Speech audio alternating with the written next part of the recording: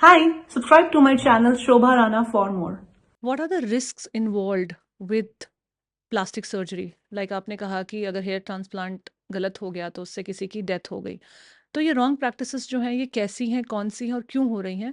और क्या-क्या risks involved हैं जिसके बारे में हमें अवेयर होना चाहिए?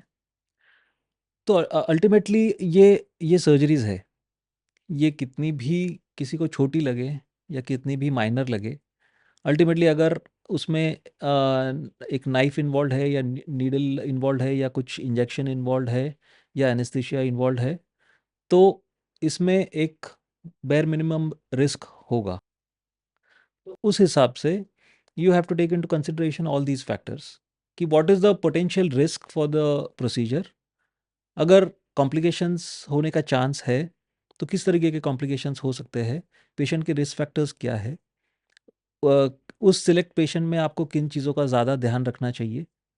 और उस हिसाब से क्या आप जिस सेटअप में या इंफ्रास्ट्रक्चर में ये प्रोसीजर्स परफॉर्म कर रहे हैं, क्या वो सेटअप्स इन सारे कॉम्प्लिकेशंस को हैंडल करने के लिए इक्विप्ड है कि नहीं?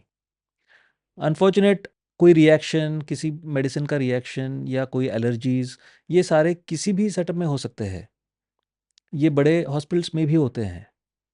बट अ, क्या आपने उस बैकअप के बारे में सोचा है कि अगर ऐसा होता है तो क्या आप वो मैनेज कर पाएँगे?